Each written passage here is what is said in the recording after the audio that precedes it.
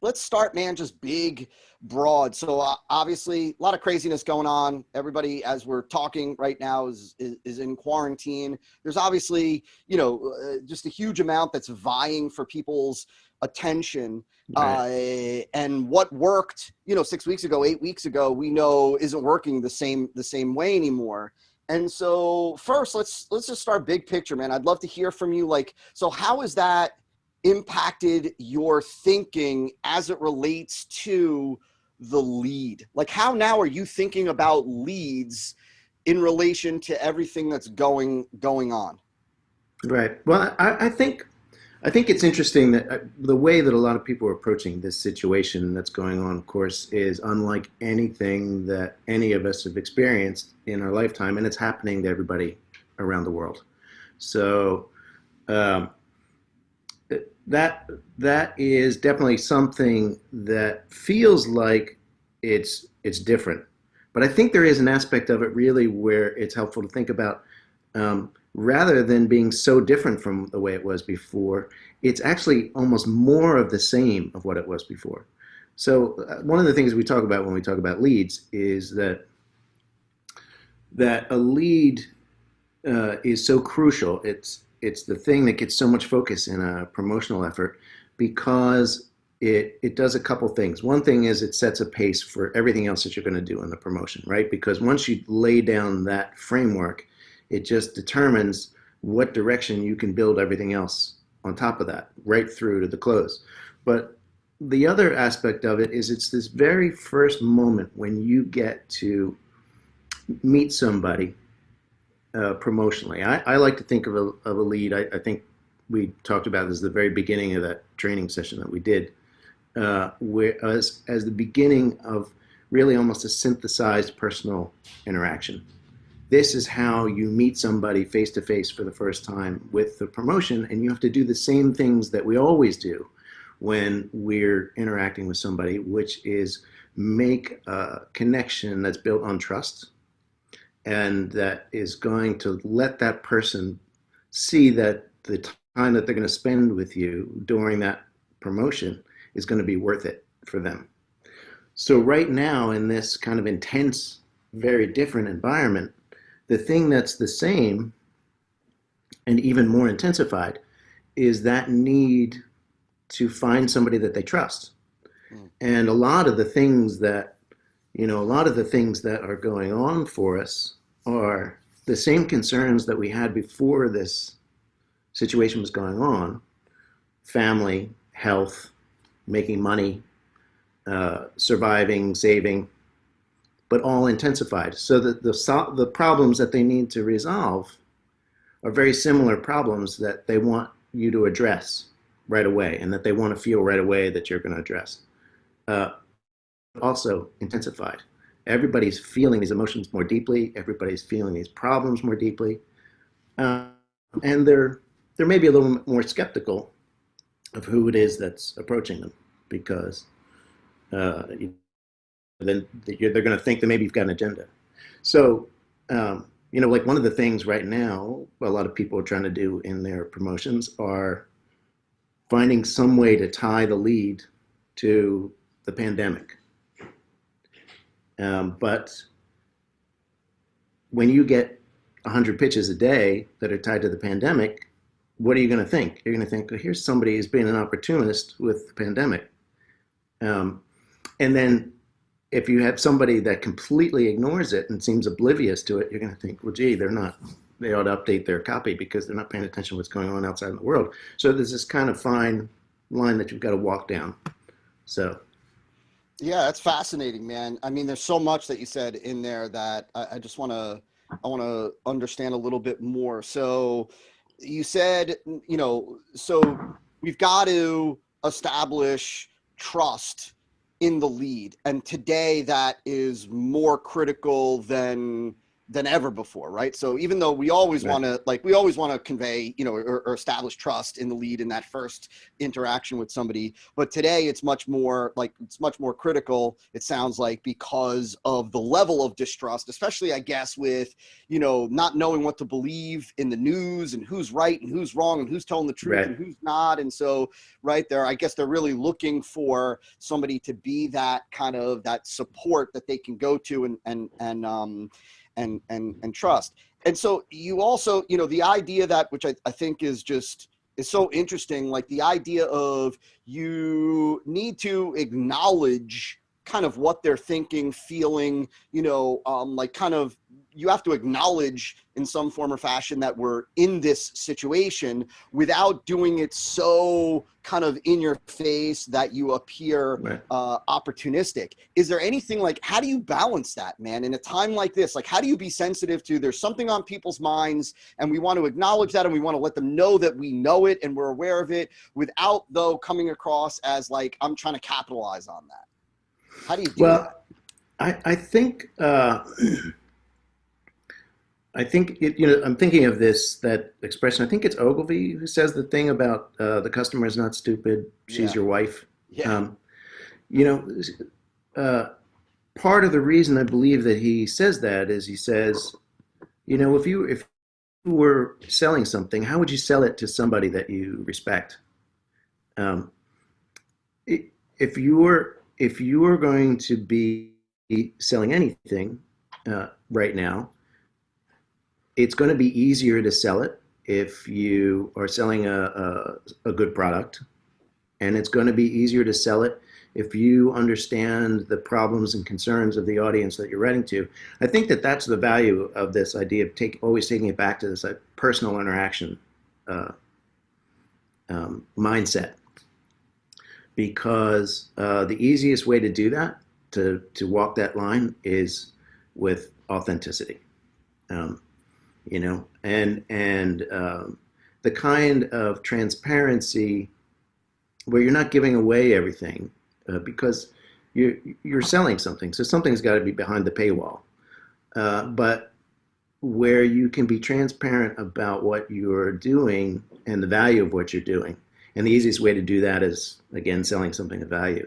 So I think the easiest way to do that is to kind of pull back from the idea of, and this is the intent of, by the way, of the whole great leads approach, which is to pull back from that I'm selling something, and say, how can I find people that are in sync with what my business offers, and show them that we're in sync in an authentic kind of way. Yeah. That is the base of all good business. So, and it actually sells better, because people are not stupid today. They want somebody that they trust. They've got sensors out there for, that's my kind of person. So.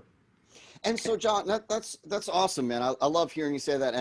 And John M, right? It does it sound familiar, right? Like that, be authentic, be real, like be, you know, don't try to be this slick, you know, salesperson that's like, look over there, and then we do something over here.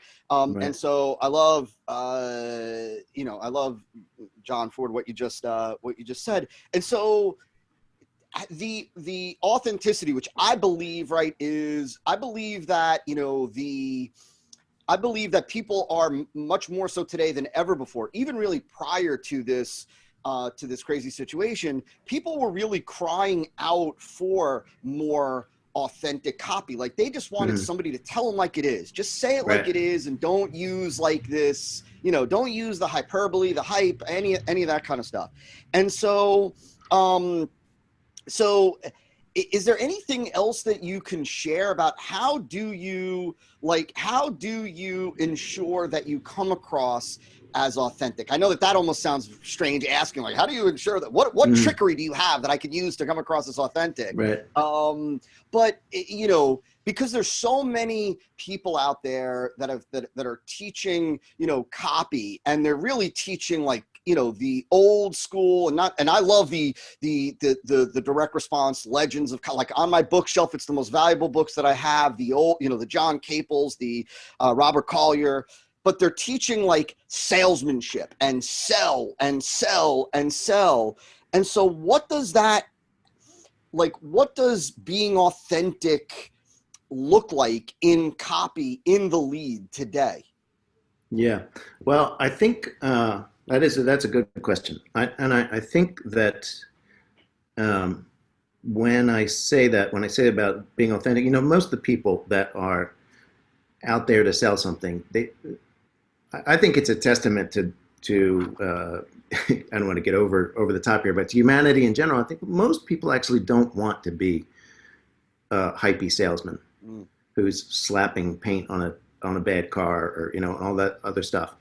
Um, and I think that that's why a lot of people come looking for salesmanship advice. That's why they read those books, because not because they're trying to figure out how to get one over on a customer, but because they're trying to figure out how to deliver what they believe is a good message in a way that's going to work for, that's going to get past all the other noise that's out there, because there is a lot of noise out there.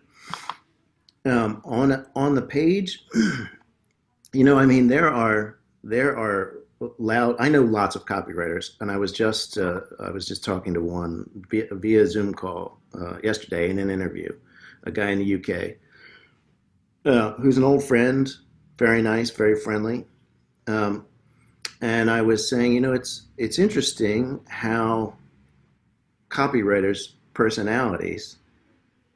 Um, I'm not trying to, we're all copywriters that are on this call, but I think they all tend to be pretty nice. The ones that I know, they tend to have a good sense of humor.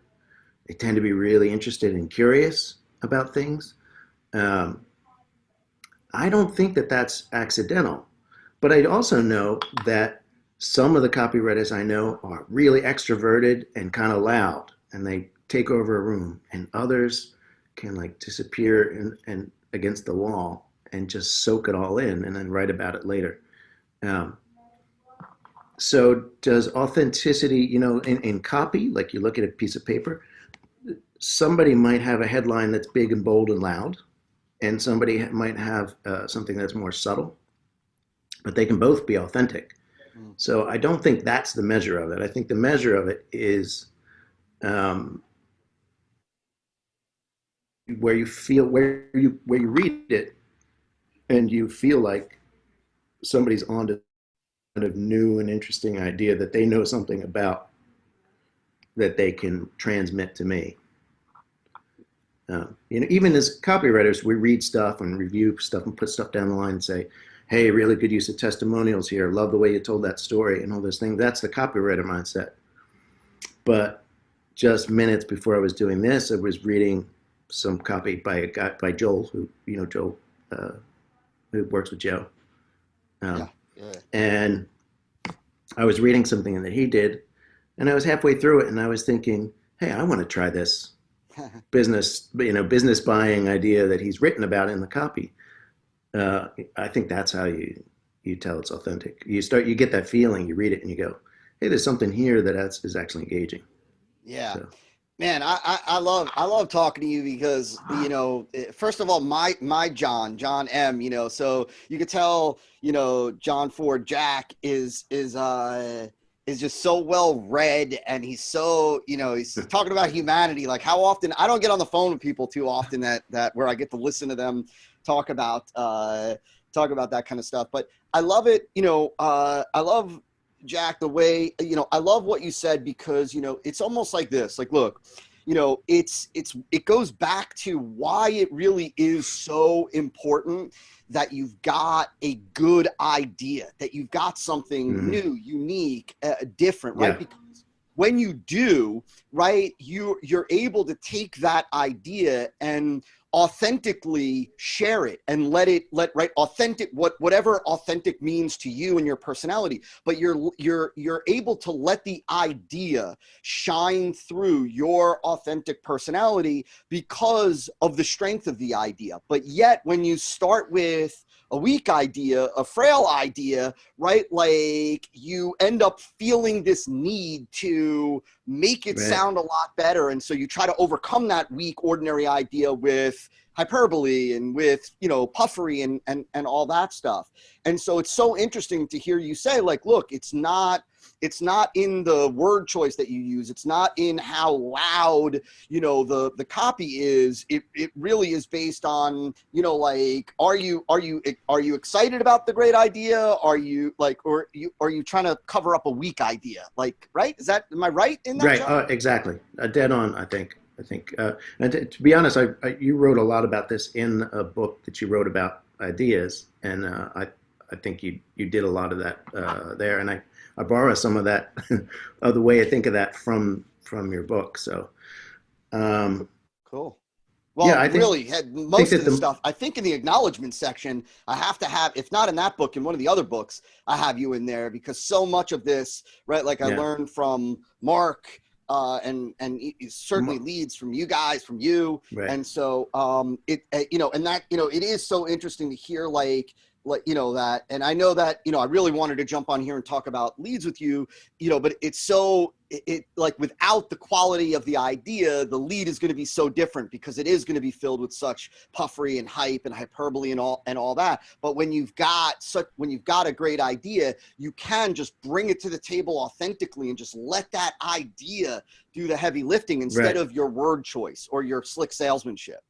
Sure. Well, you know, as you're saying that, I'm thinking, you know, one of the, for instance, one of the lead types is a straight story style lead, which um, is probably the most fun of all the lead types to write anyway, because we love telling good stories. But if you've ever been in a situation where you're at a party, surrounded with some friends or whatever, at a table out at a restaurant, whenever we're going to be able to go back out to restaurants again, um, and you're telling a story, you know that sometimes you're telling the story and it's just falling like a lead balloon. And there's a second voice in your head going, I just want this to end because it's going so badly.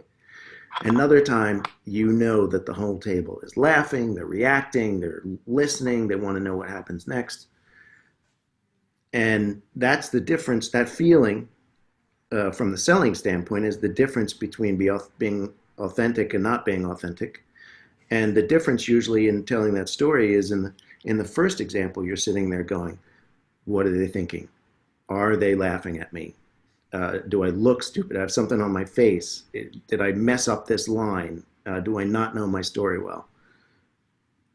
And the other one, you are so animated by the story itself, and you know that the whole thing comes together, that you're delivering it with passion, and you're not thinking about any of those things. You're not self-conscious about all that stuff.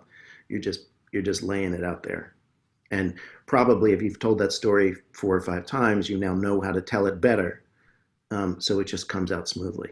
So you were asking before about how to sound authentic in those leads. I think that is the thing, that your big idea is like that story. You know, I'm analogizing that out to all the lead types, but you're when you know it well, you can tell it well, and when you believe in it, your passion comes right out in the writing, and it's smoother and better delivered and organized. And so I think that's the difference. If you want to sound authentic, especially in a time like this, make sure you know the idea that you're selling well, and make sure you know the person you're talking to well, what they believe, where they are right now in their mindset. I mean, we know, like looking at the news, that there are some people out there that are really scared, and there are other people out there who think that it's overblown, and they're at opposite ends of the spectrum. It doesn't matter where you fall in that range. If you're pitching to people that are in the similar space where you are, but you've got to know what the mindset of the person that you're writing to is, or they're not going to connect with you. So Very cool. And I love what you said too. You know, it's so funny for me. I had this little moment where, you know, you said, you know, you as the marketer, as the copywriter, you have to believe it. I think that there are so many marketers, so many copywriters, so many entrepreneurs that create advertising, and they're creating the advertising based on, or the copy based on what they believe the market will respond to. And sometimes Right. it's absent of that belief. Like they're saying what they feel they need to say to hook the person, to create engagement, to generate the sale, right? To lead to a purchase. And much of it, they don't really believe. It's not founded in this strong sense of belief that like, I believe this, I need you to hear it, I want you to see it, Right. like I want you to get it. It's just grounded in like, I believe that this will work, and therefore I'm going to say it because I want the sale, kind of thing. And so I think, right, looking at putting what it is that you're saying, certainly in the lead, in the opening, through this filter of, do I really truly believe what it is that I'm saying? Because if you do truly believe it, then of course, right, and you've got a great You can idea sell and you it. truly Right. believe that idea, it can come through authentically, rather than, right, I got a weak idea and what I'm saying about it I don't even really believe. And so now, good luck coming across authentic and generating the sale. So let me ask you this. So a couple of other quick questions for you, man. So it sounds like there's no lead type, that you were using before that we would say is no longer appropriate now. It's not about lead types being appropriate at certain times and inappropriate at other times. It's about, no matter what lead type you choose, it's about knowing the audience, knowing the market, having that good Yeah. idea, having belief in it, being authentic, creating that trust. Is that right? Yes, I'd say that's right. I'd Okay. say it's it is important to know that every type of person is still out there, and we're all going through a similar thing, but everybody is in a different situation. So there is no one lead type that fits all, which is why we don't have just one lead type in Great Leads. Um, a lot of what that book is about, before you even get into what the lead types, is figuring out where that person is, figuring out what kind of person it is that you're selling to. How this is all that stuff that we love from Gene Schwartz. What level of awareness they have, and what level of sophistication they have, which are two different things. So the awareness is about awareness of their own problem, about awareness of the product, and the different ranges of that. And the sophistication is about really about how much they've been approached and and I guess worked over, how jaded they are, really. So all that starts, as a business owner, a lot of business owners say, I've got this thing, how do I sell it? Because this is what's great about it. And all those things matter, but what's just as important or more important is, where is that customer? What do they believe? So you got to start from that end and kind of work backward. Yeah, no, that's great, man. I mean, that's something that, like John M, we've talked about, before, right? It's all within the context of who are you talking to? What are they aware of? What do they know? Right. What have they heard before from other people, right? What are they being told even right now? Which I think goes back to, John, what you said earlier about, like, look, if they're being pounded with messages about the pandemic and the virus and whatnot, and we come out with that same kind of, a message along the same vein, well, we sound like more of the same. It's more noise. There's no differentiation, all that. So I think you have to understand who you're talking to. What is their level of awareness? What is their sophistication in terms of, like, what have they heard? What have they been presented with? And I think, how about, John, like, would you say that today you've always, like I've always told my team, and I've always shared with our tribe and our students, like, you have to keep your finger on the pulse of your market. If you ever lose touch with, like, what they're thinking, what they want, what they're being presented with, right, then odds are you increase the likelihood of your marketing being off the mark if you don't keep your finger on the pulse. Would you say that today, like, the market, like, people's sentiment and their fears and their concerns and their thoughts, are shifting much quicker now because we're in the midst of this quarantine. Day to day things change. There's news. We're waiting to come out of this thing. When are we going to be let free? And so kind of like what somebody was thinking about and concerned with 3 days ago may have shifted a bit today, whereas 4 months ago or 5 months ago, that shift would have been a lot slower. Do you think, does that make any sense? Oh, sure. And I think there's just a practical, strategic risk as far as the lag time that it takes to market things, where you don't know what's going to happen next week either, because it could shift again. Yeah. So people are, I write financial copy, and friends through these virtual cocktail parties, whatever, have asked me, do you think it's time to buy stocks yet? And I said no. This was a couple of weeks ago, and I was thinking, oh, gee, I should have told them to buy because the market's been going back up. But at the same time, earnings just came out today, and everybody's earnings have tanked. And I just saw a notice that came in when the Zoom call started saying that the economy is going to shrink almost 5% annualized for the year. So what's the market going to do today? It's probably going to tank. I mean, it's probably on its way down there. I don't know, but maybe it won't. Yeah, it's hard to say, but but yeah, you can see that shift. You can see it happening in real time. You can see the opinions, and it's crazy to think. Rapid. Yeah, it's crazy to think, right? Like John, like, and that's so true. Like, right? Like, we don't like, like, look in your world, right? Like in the financial space. You guys are in this situation where even not in the middle of a crisis or a pandemic, things are constantly changing, right? Like, so what was hot last month is not necessarily hot today.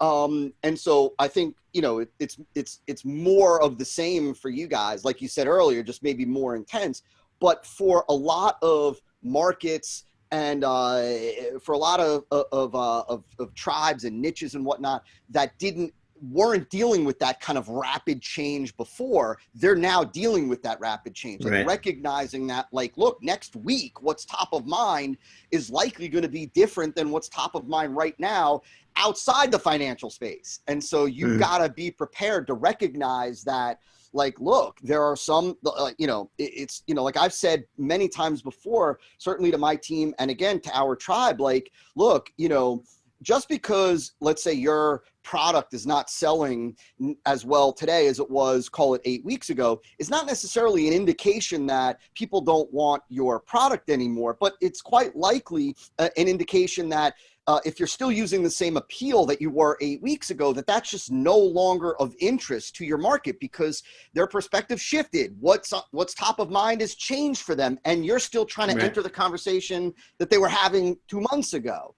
And so I think that's man, that's fascinating, man. I love it. I love it. John M., is there anything that you would, while we got the legend on Zoom with us, is there anything that you would ask this gentleman? There's two things. Firstly, I just want to say for me listening to this and for anybody else that listens to this afterwards, if you want a lesson in authenticity, it's just the way you answer each question is just so authentic and so refreshing. You're not trying to use hype. You're not trying to over-explain it, and you're just telling it how it is based on all the experience that you've amassed over the few years. So that in itself was authentic, and that in itself is a lesson. So thank you for that. And a specific question related to developing leads right now with everything that's going on. Is there anything that you would not ignore, but anything that you would definitely stay away from if you were approaching, say, anything got to do with in the news or referencing specific things that are going on, say, economy-wise? Is there anything that you would say, well, based on the 6 lead types, I would refrain from using X, Y, or Z? Well, I think the nature of how you decide to do the lead types is understanding the differences in customers. So it would be hard to universally pick things that you can't talk about. But I would say that if there were generalizations, right now already I've seen so much copy about the current situation that I would say that ironically, the one thing that you should probably not go into deep detail about is telling people the situation we're in, because they're very aware of it. So the awareness, they just don't, and that's not a thing that, like, they, not that they don't care about it. It's just that if you start a conversation about the thing that they already know, their eyes are going to glaze over and like, I know this, when's he going to get to the meat? So I wouldn't spend a page in the lead showing them charts of the pandemic rates or what's happening to the economy or things like that. So that's just an awareness level. And I also think, you know, we have a group that sits around and reads copy. We talk about what we like or don't like. And I saw a piece of copy for a guy with a survival business. And he went into like 4 or 5 pages of intense description about what happens to your body if you get the coronavirus and have the worst possible case. And I was reading it and I was like, well, okay, this is definitely more interesting than charts and things like that, because it's like a horror movie. But I did think at some level, you know, I think people who are selling stuff have a bad reputation with people who don't sell stuff, as like we're trying to get people to buy things that they don't need. Yeah. And I think that's why the people who are in the business of selling things, which is a large percentage of all types of business, why we don't want to be hype monsters and things like that. So I read his thing and I thought, this might actually have some appeal to that, to an audience that's feeling things at an extreme intensity. But personally, I couldn't do that, because I don't want to put a piece of copy like that in front of somebody's grandma and scare the crap out of her. Just from a moral standpoint. So that's a personal choice. It's a choice I feel like I would hope other people don't make too. But I think it answers again in the same way. I wouldn't spend a lot of time dwelling on this specific crisis, because again, a lot of the people who are here trapped at home, no matter how it is that they're going through the pandemic or the lockdown, or how they feel about the response, they do still have to figure out how to make an income. They do have to figure out how to stay healthy and all those other kinds of things. And those are pre-event concerns, and they will be post-event concerns.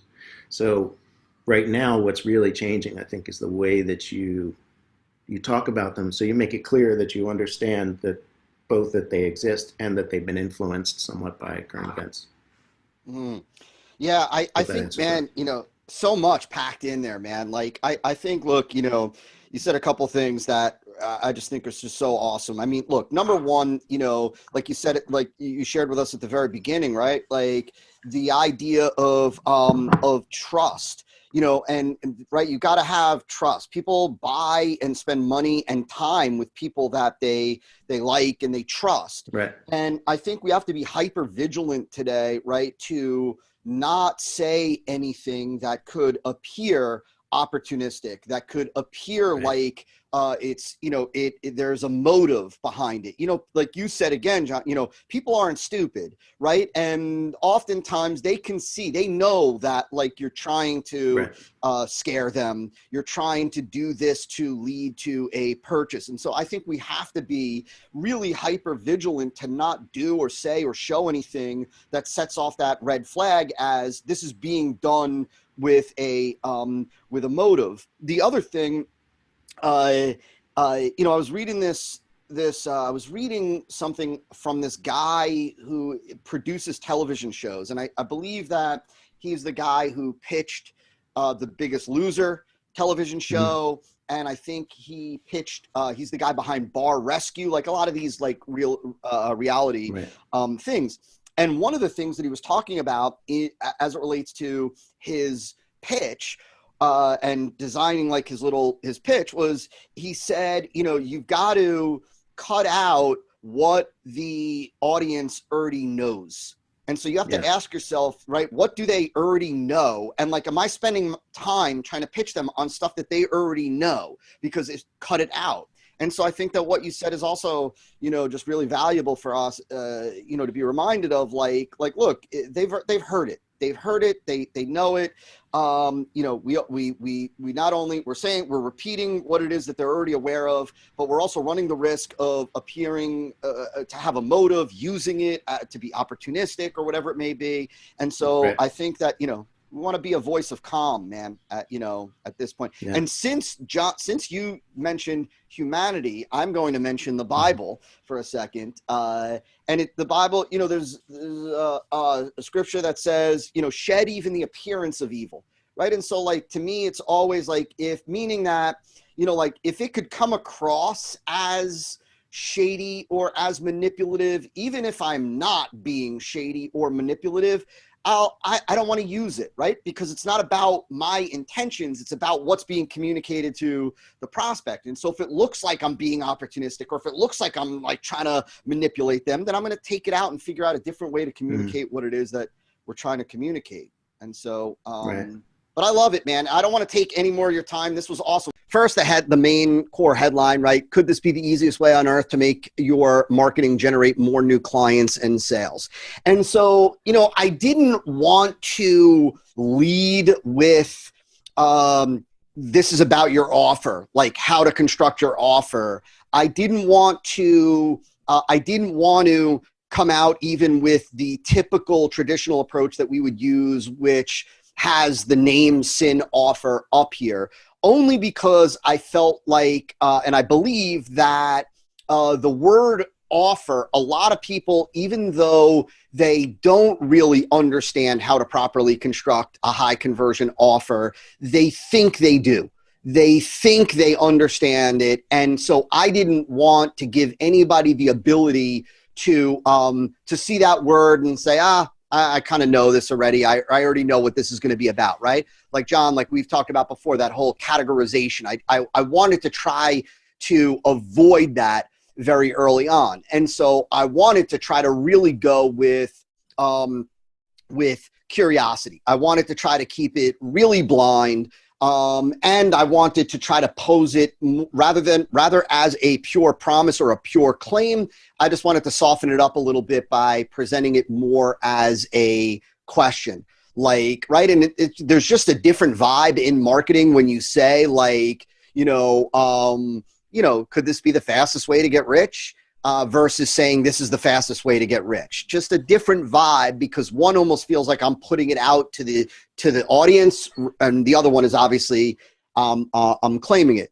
Obviously, in the format of this bad boy, the format of this, it was done this way intentionally, meaning that, right, I wanted to make this part, make your marketing generate more new clients and sales, be the thing that popped. And so that's why I didn't just bold and the entire thing and make the entire thing, same size and whatnot. And then I wanted to, and we've talked about this before, how I try to convey ease, speed, big opportunity, like right in the deck, the lead. And so here we're focusing on easy.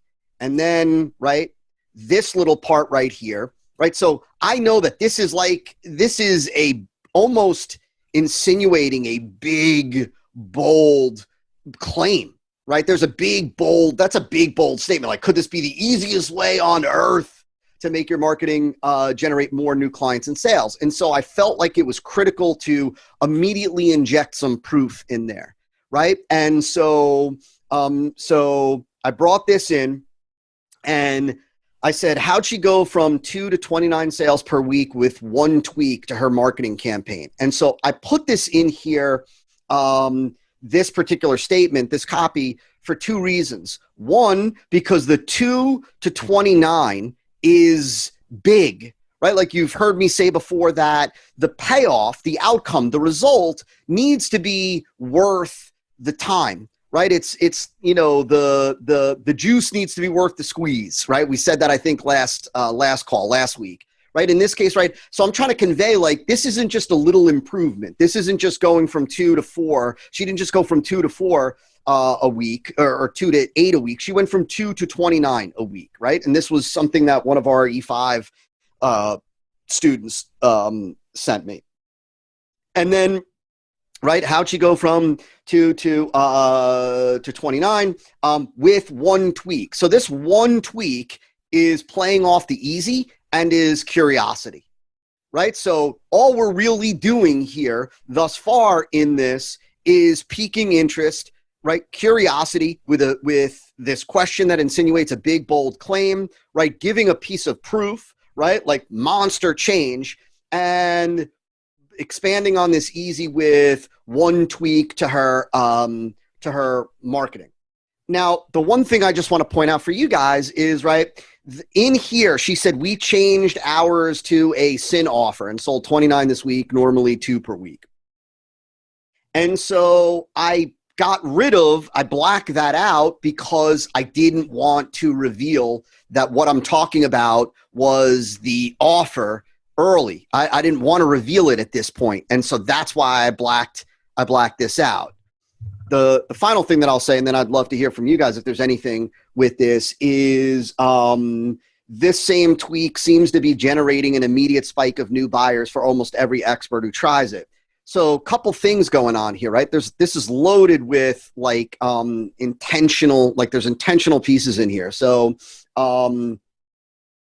there's continuity in this, right? Could this be the easiest way? Now, what? This being what? This one tweak that she made, right, that allowed her to go from 2 to 29, huge payoff, right? And this same tweak seems to be generating an immediate spike of new buyers. So, right, for almost every expert who tries it. So an immediate spike of new buyers, couple things. Number one, same tweak. So we're playing off of ease, right? I said generating, present, right? Present tense. And this is, right, I think we talked about this a couple of weeks ago, right? I didn't want to say this same tweak seems to have generated an immediate spike, right? Generated, right, is past tense. Maybe it worked then. Maybe it worked a month ago. Maybe you're sharing it now because it doesn't work anymore. It's generating. It's working right now. What you're about to see is producing right now.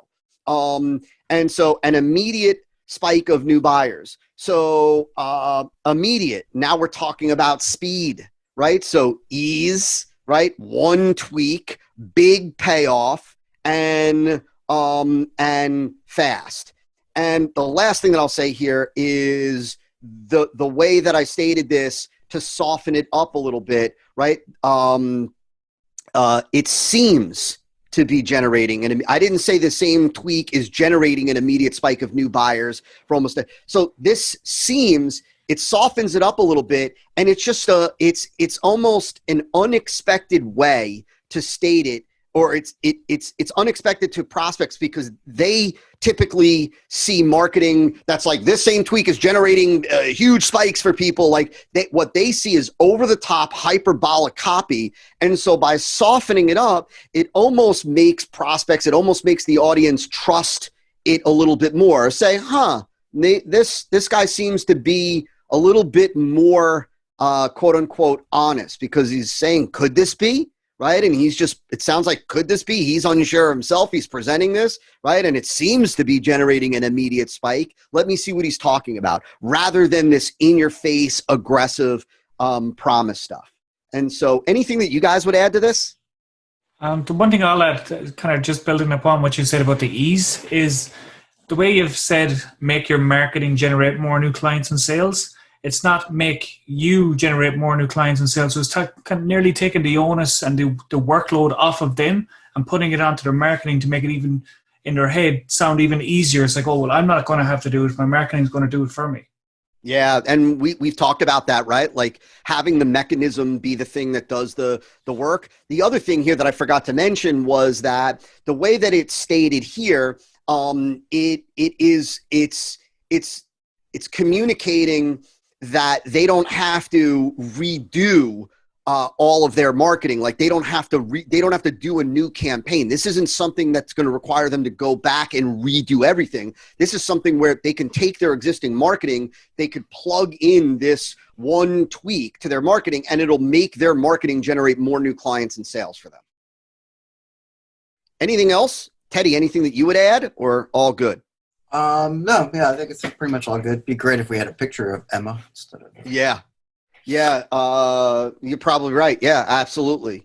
Let's just look at the lead, and you'll see the same thing, like from me, you'll see the same thing over and over, just right with different copy, right? The lead first, 350, 400 words coming up to right here. And this is almost identical to what we did in the borrowed bestseller, right? So the lead really ends right here for me. And so call it just 2 pages in this PDF right here. And you'll see that, as always, for me, I come out guns a-blazing. I always think, right, if I've got, 2 minutes, whatever it is, if I've got 400 words, whatever this may turn out to be, to really bring the best of the best out about the mechanism, right, about what we're going to introduce, what would I say? Well, of course, I'd focus on the benefits, the payoff, the result, the change, what it doesn't require them to do. I'm just going to leave. My whole job here is to get them by this point, man, to just say, dang, this sounds awesome. Now prove to me that it'll work, and prove to me that it'll work, for me. So if we go back to this, and there's something that, let me totally take a right turn for 1 second before we dive in and cruise through this. There's something that I've been thinking about a lot lately. I had this kind of realization, and I think it's important for you guys to understand. One of the things that I talk a lot about, that we teach our students a lot, and that we incorporate in all of our marketing, and that's differentiation, right? Like answering the question, how is this different? Right. And we know even like Ivaldo from Agora Financial, right, that in his book, like his methodology, he talks about one of the first things that you need to answer is like, what makes this different? And I completely agree with Ivaldo, obviously. And right, it's something that we've taught for so long. There's one additional thing that is critical today, and that is this, that you have to show that what we've got is different, and how that difference makes it superior. And that might seem subtle, right? But it's not, because it's not just what makes this different. It's what makes this different, and how is that different? How does that difference make this a superior solution? And so that's really, really important. And you're going to see how, we do that.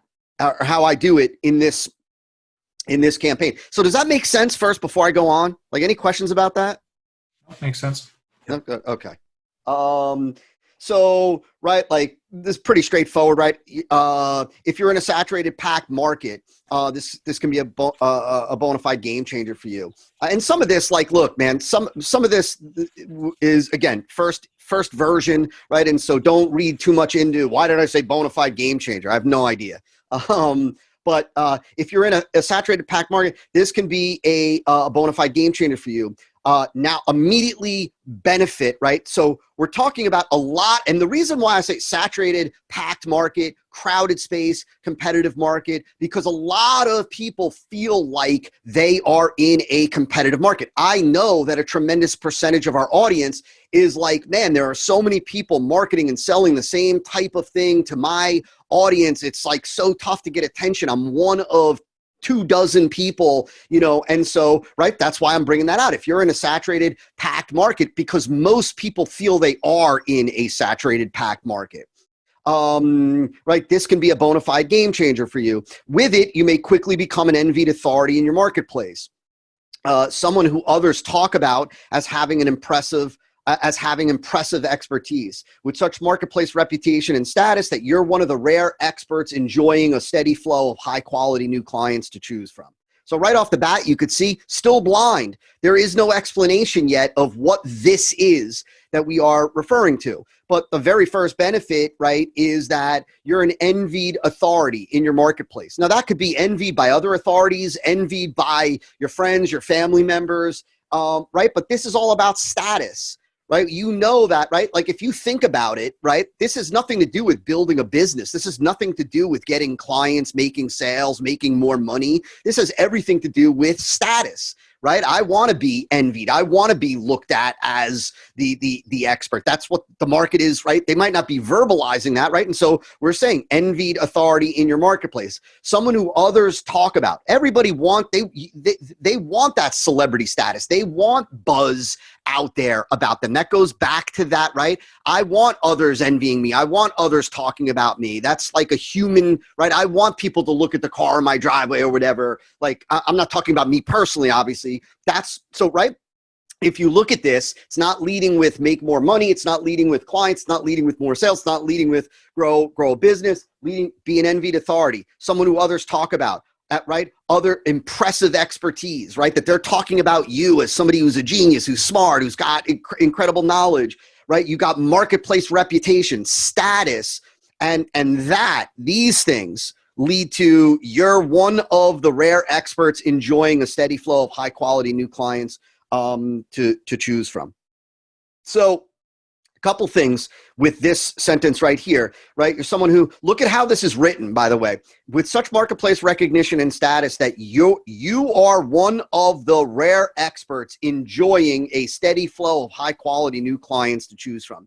It's not written as if it's in the future. It's written as if I'm describing it now, right? Like we're bringing it to the here and now. It's not saying you will lose weight. It's you're in the best shape of your life. You put your pants on in the morning, you can't believe how loose the waist is, right? You look at yourself in the mirror and you're blown away by how your abs look in the light of your mirror. It's talking now, here and now. And so I took this whole idea of positioning and then transitioned into you're one of the rare experts enjoying a steady flow of high quality new clients to choose from. That's really what we are talking about here. How? Because the strategy I'm going to tell you about is working right now in some of the most competitive marketplaces to bring in premium new buyers every day for ordinary experts. So working right now, really important. Some of the most competitive marketplaces, going back to saturated, packed market. And now we're expanding. We're really saying the same thing that we said, more new clients over here, immediate spike of new buyers, right? Repetition without being repetitious, saying more new clients and sales, immediate spike, new buyers over here, steady flow of high quality new clients, just said a little bit differently from up there, premium new buyers every day. Why ordinary? Why did I say ordinary experts? Right, because this applies to you whether you've got a reputation, whether you're viewed as something special or not, etc. Even for those who have mediocre marketing and no industry credibility, yet are now seeing absolutely astonishing business growth. So this is saying, right, it's working right now, even for those that have mediocre marketing and no industry credibility, right? Why? Because you could have mediocre marketing and plug in a sin offer, plug in an amazing offer. And that offer, if it's done right, can carry the promotion. It can overcome a lot of marketing weaknesses. And so you're seeing people like, for example, Emma, who started with not tremendous, marketing yet at that time, not a huge amount of industry credibility, and yet look at the growth that she went from 2 sales a week to 29 a week. Sound interesting? In the next 96 hours alone, this one marketing tweak can bring you a hefty spike in new sales, followed by consistent daily sales from new clients, customers, students who see you as the clear top choice in your marketplace. So over here, right, I just said to myself, if they hustle, right, they could certainly take their marketing and redo the offer in the next 96 hours. We're not talking about having to redo the campaign, playing off the one marketing tweak again, going back to hefty spike of new sales. And then I wanted to make sure that folks, the reason why I said followed by consistent daily new sales is because I didn't want them to think that this was like a product launch or a single pop or a single sale or some weekend promotion. And so I wanted to make sure that they knew this was both, this is going to bring in fast results, and this is going to bring in better sales ongoing. And then, of course, I got into this idea of see you as the clear top choice in the marketplace. And this is really important, guys, because I really felt like this idea is under messaged, if that's a term, in our marketplace, meaning that I feel like not enough people are talking about the impact on your business when you are viewed as the clear top choice. Like, right? Like, what can you do to show your market that you are the clear top choice that they should be spending money with, that they should be investing their money with, without having to do content and podcasts and videos and all that. And so the reason why I said this is because what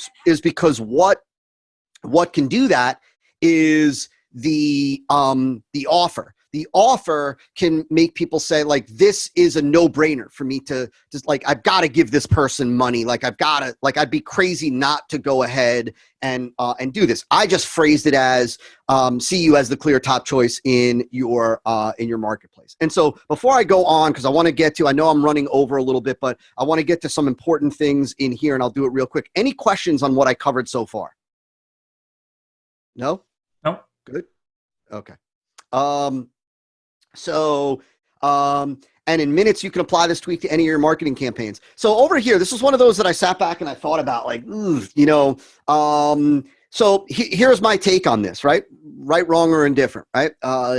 And this is being recorded, and so I'm saying this on recording, but I looked at it as, right, whether it takes me an hour, or if it takes me an hour, that's still minutes, right? 60 minutes. If it takes me, 2 hours, that's still minutes. That's 120 minutes. And so I'm able to justify, right, in minutes, you can apply this tweak to any of your marketing campaigns. You can. It might be a couple hundred minutes, but nevertheless, in minutes, you can apply this tweak to any of your marketing campaigns without changing any other piece or part of your marketing. And here is where I want to show you a couple things. And it proves, still blind. We still have not revealed what we're talking about here at this point. And it proves to to prospects why they should do business with you, and proves why you're the superior choice over every other option they have, right? Why they should do business with you is because obviously what we're talking about, in my mind, what we're talking about is the offer, right? The offer, the value proposition, the decreased risk is just slanted in their favor. And why they're their superior choice over every other option is because the offer that they have is just far superior to competitors. Right? In more official marketing terms, you can start getting daily new buyers at a high conversion rate, lowering your cost of generating new sales, making paid traffic affordable and profitable for you. So this was my way of introducing another benefit in here, which was lowering your costs, so saving you money, right? Saving you money, lowering your cost of generating new sales, and giving you the ability to make like paid traffic workable for you, making your paid traffic affordable and profitable for you, right? So look at if you go back and you guys can do this on your own, I'll send you well, you don't need the PDF, but you just go line by line and look at how we're just stacking benefit on top of benefit, right? That you become an envied authority. You're talked about, viewed as having impressive knowledge. You've got marketplace recognition and status, right? You are seeing a steady flow of high quality new clients to choose from, right? Bring in premium new buyers. This implies obviously that you could bring in premium new buyers every day. You too can experience astonishing business growth. Right? Like it's fast for you to enjoy a hefty spike of new sales. You can have consistent daily new sales, right? You can be positioned as the one that others see as the clear top choice in your marketplace. This thing is going to prove to prospects why they should do business with you. It's going to prove why you're the superior choice to every other option out there, right? This is going to lower your cost of generating new sales. This is going to make paid traffic affordable for you, profitable for you, all right? And then I offer just some proof over here. And this particular proof point, right here, is used here because it shows how use the offer, increase conversions from 1.6 to 6.4. So it goes back to high conversion rate. on cold traffic, took us from an $80 CPA to 20, so lowered your cost of generating new sales, making paid traffic affordable and profitable. And he said, so yesterday we had a 260% return on ad spend, right? So perfect place for a point of proof right there. I probably should have, like if I probably should have put more proof in here throughout this, but nevertheless, same thing, working in saturated markets, blah, blah, blah, large influx of new buyers, consistent daily sales. This is what I wanted to show you right here. Then I finally introduce it, a unique offer construction and presentation method. If there's one thing that I want you guys to take away about this idea here, okay, it is this, that this came to me last minute, really, at the very end when I was just letting this marinate, that originally it was a unique offer construction method, the SIN offer process or something like that. But it hit me that what nobody is really talking about, which we teach in this, is not only how do you assemble the offer, but how do you then present it the right way? Meaning, right, like how do you present your price? Do you present a discount? When do you present the discount? Do you state the savings? Do you state the percentage discount? Do you give the bonuses first? Do you give the bonuses after the guarantee? What kind of language should you use in the guarantee? Should it be stated in the negative? Should it be stated in the positive? Right? And so I realized that a big part of what could separate this SIN offer protocol from everything else or anybody else that was teaching offer is that this isn't only about how to construct your offer. This is also about how to then present that offer. And so I said, it's not only a very different way, very different, unique, different, right, way of constructing a high conversion offer around your expertise. It's also a unique way of presenting the offer, which now listen to me. Remember I said to you, right, different, and how does that difference make this superior? Right here is the crux. Right? How is it different? It's not only a different way of constructing a high conversion offer around your expertise, right? It's also a unique way of presenting the offer. So that's what makes it different, that it is both not only in the unique approach to this, but the fact that it addresses construction and presentation. And the benefit of that is that this method then makes it immediately apparent to prospects that they would be foolish to pass up on your offer, right? Simply put, it's a different way of engineering your offer and a different way of presenting your offer. And without question, it's the easiest way on earth to make your marketing generate more sales and new buyers. This is that whole answer to the what makes it different and how is that different? How does that difference make it superior? And then piece of proof, right? From somebody else, we used your SIN offer protocols. Now here, I don't cover it up. I don't cover up that we're talking about the SIN offer because I got the opportunity to build excitement, build excitement, build excitement, build excitement, build excitement. Okay, it's about an offer, but it's about a unique way to structure the offer and then present the offer. And because of that unique process or protocol, right, it makes it immediately apparent to prospects that they'd be foolish to pass up on the offer. And because of that, it's the easiest way on earth to make your marketing generate more sales and new buyers. Here's another proof point. Boom, done with the lead.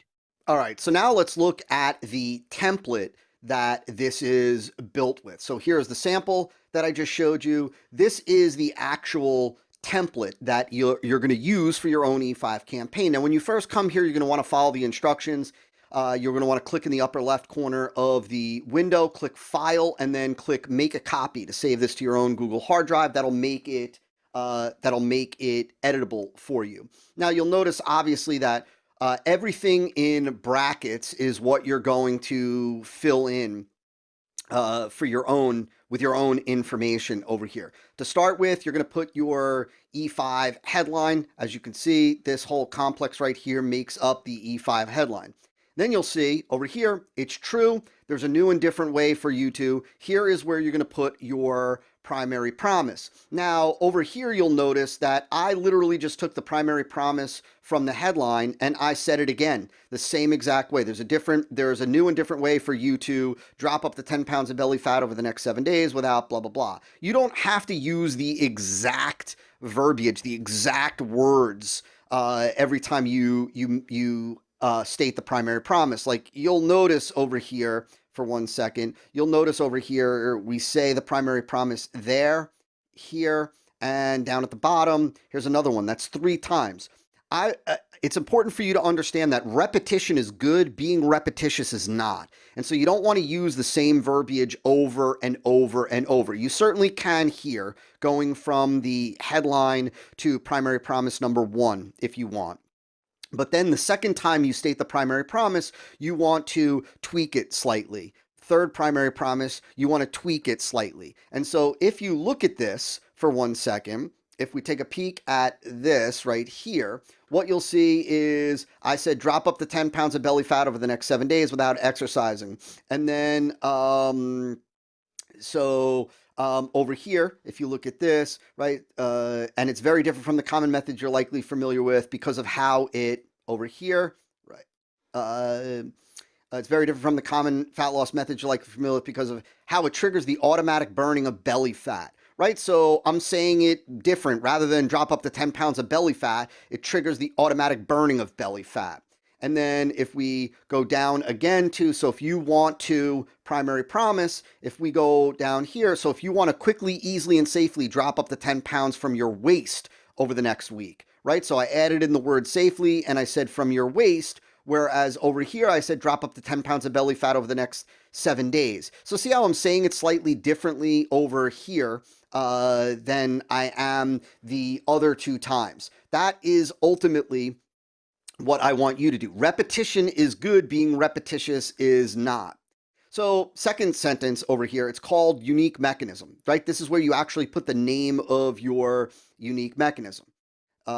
It's very different from the common method you're familiar with because of how it, right? This is that primary promise. Now over here, I want you to understand, differentiate how the mechanism works. You'll see over here how I say, how it triggers the automatic burning of belly fat by the natural release of specific fat dissolving enzymes in your body. So over here, you're explaining how it works differently. You're giving a big picture overview of how it works differently, your unique mechanism to deliver the primary promise. So this is where you are differentiating for the prospect how it works. I said in this example over here that it triggers the automatic burning of belly by the natural release of specific fat dissolving enzymes in your body. That is me making an attempt for this example to differentiate how this method, in this case the abdomen adipose shedding, works to automatically burn belly fat. And so you want to include your differentiation point here. Then, and as you'll see, easy benefit, fast benefit. So we're going to address easy and we're going to address fast. If I go over here, I can say, and as you'll see, you can trigger the abdomen adipose shedding in just a few minutes at night from the comfort of your bed before you go to sleep, right? That's easy. That is easy, right? You could do this like at night in just a few minutes. It's easy. And, right, and you'll see it start working the first time you do it, as soon as even tonight. The first time you do it. That is fast, right? Meaning it works fast. You'll start to see it working the first time you do it, even as soon as tonight. So see how I built in easy and fast. Best part of all, it doesn't require you to. Now I'm going to address 2 negatives or 2 concerns that somebody could have about this unique mechanism and about experiencing the outcome. In this case, right, in this case, I'm going to address the 2 big concerns that folks have. Best part of all, it doesn't require you to spend hours working out or sacrificing with any extreme diet. See how I'm addressing a big negative that most of these people would have, and another big negative? And you can, now I'm going to include predictable, and you can expect to see predictable or reliable, results, regardless of what are their common objections, concerns, issues. So over here, I said, and you can use abdomen adipose tissue as often as you'd like to strip off more and more belly fat. And it's working for women of all ages, right? So you can use it as often as you'd like, and it's working for women of all ages. That is predictable, reliable, right? Regardless of how much weight you want to lose, how often you struggled to lose weight in the past, and even if you have a low thyroid or slow metabolism. So that's the common objections, concerns in here. And then, so if you want to, primary promise, you want to pay close attention to what I'm about to share with you. So if you want to, here it is again, quickly, easily, and safely drop up to 10 pounds, you want to pay attention to what I'm about to share with you. And then this is the end of the lead. This "hi, my name is" where we go into the introduction. That's not really part of the lead. You're going to learn how to segue into this introduction and establish credibility in an upcoming module. For right now, what you have here is the template that you can use to engineer your own E5 lead. And so what you want to do is you want to go over, open this bad boy up, take out your worksheet and use your worksheet to fill in the details for your E5 lead. And so by the time you are done with this, you should have this fully fleshed out, just like this over here is fully fleshed out. And so with that, go ahead, open this bad boy up and complete your E5 lead.